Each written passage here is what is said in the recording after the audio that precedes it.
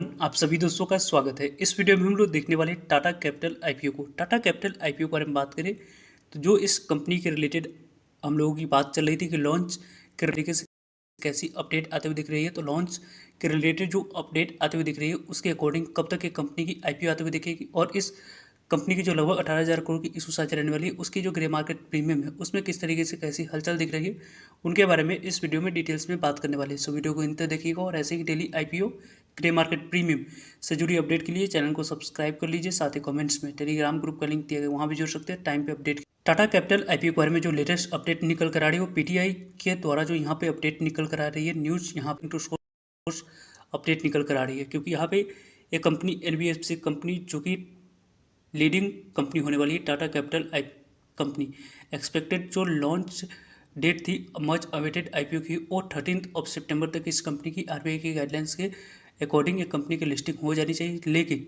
जो यहाँ पे अर्लियर जो यहाँ पे गाइडलाइंस दी गई थी उसके अकॉर्डिंग कंपनी की 30 सितंबर तक लिस्टिंग हो जानी चाहिए थी। लेकिन अब जाकर इस कंपनी की जो लिस्टिंग होने वाली है वो यहाँ पे फर्स्ट हाफ ऑफ अक्टूबर 2025 तक, यानी कि आपको फर्स्ट वीक या सेकेंड वीक में अक्टूबर को कंपनी आने वाले समय में लिस्ट होते हुए दिखेगी। कंपनी के बारे में बात करते हैं तो जो यहाँ पे एक्सटेंशन है वो आरबीआई के द्वारा बात करी गई है, आरबीआई से उनसे यहाँ पे एक्सटेंशन मिली है, क्योंकि आरबीआई के द्वारा ही गाइडलाइंस लाई गई थी 2021 में कि यह इस तरीके की अपर लेयर एनबीएफसी कंपनी 13 सितंबर 2025 से पहले लिस्ट हो जानी चाहिए। तो इस कारण से भी इस कंपनी की आईपीओ आते हुए दिख रही है, क्योंकि पहले तो इस कंपनी के द्वारा प्लान किया गया था कि आईपीओ नहीं लाया जाएगा, लेकिन अब जाकर इस कंपनी की मार्च अप्रैल मंथ में डीआरसी फाइल की गई थी, जून में अप्रूवल मिली थी और फिर से डीआरसी फाइल करके फिर से अप्रूवल इस कंपनी को मिल चुकी। अब इस कंपनी की आईपीओ जल्द से जल्द आते हुए दिखेगी। कंपनी के बारे में बात करते हैं तो यहाँ पे 13 सितंबर तक इस कंपनी की आईपीओ के बारे में बात करते हैं तो लिस्ट हो जानी चाहिए थी। लेकिन इस कंपनी की जो आईपीओ है अब यहाँ पे फर्स्ट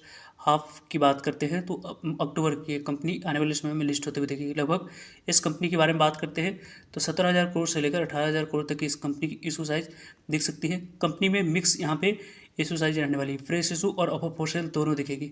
लगभग फ्रेश इशू के माध्यम से 21 करोड़ इक्विटी ऑफ शेयर यहाँ पे फ्रेश जारी करी जाएगी और ऑफर फॉर सेल के माध्यम से लगभग 26.8 crore equity of share offer for sale के माध्यम से प्रमोटर्स और एग्जिस्टिंग शेयर होल्डर्स अपने स्टेक को सेल करते हुए देखेंगे।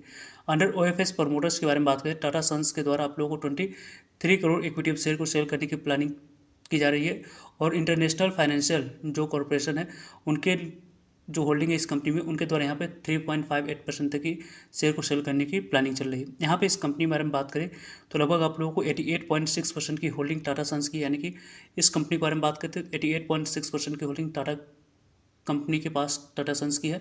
और इस कंपनी के बारे में बात करें टाटा कैपिटल्स की तो आपको आईएफसी की होल्डिंग इस कंपनी में 1.8% की दिख रही है।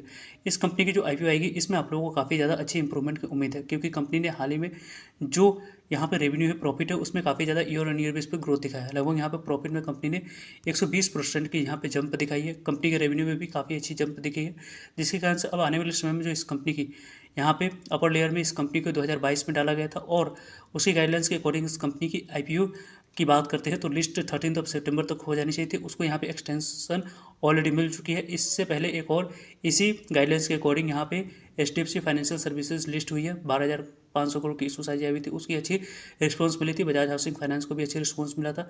अब आने वाले समय में टाटा ग्रुप से जुड़ी एक कंपनी है तो इस ग्रुप की कंपनी होने की वजह से इस आईपीओ में भी अच्छे रिस्पांस मिलने की चांस बनी रहेगी। लेकिन ओवरऑल जो पॉइंट्स देखने वाली बात है कि कंपनी के द्वारा वैल्यूएशन किस तरीके से कैसी रखी जाती है। वैसे तो अभी इस कंपनी की ग्रे मार्केट प्रीमियम के बारे में बात करें तो अनऑफिशियल मार्केट में 785 से लेकर 800 रुपये के आसपास ग्रे मार्केट प्रीमियम के अकॉर्डिंग कारोबार होते हुए दिख रही है। ऑफिशियल जो प्राइस बैंड आएगी उसके अकॉर्डिंग इसमें किस तरीके से कैसी गैप दिखती है उसके अकॉर्डिंग हम लोग वैल्यूएशन के बारे में डिस्कस करेंगे। सो चैनल को सब्सक्राइब कर रखिएगा ताकि आप लोगों तक अपडेट पहुंच पाए।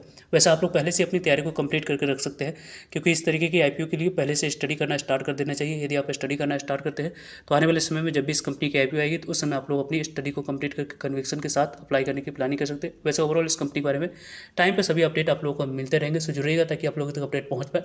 फर्दर जो भी डाउट करिए कमेंट्स करके आप लोग पूछ सकते हो। मिलते हैं एक नए इन्फॉर्मेटिव वीडियो में, तब तक के लिए जय हिंद जय भारत।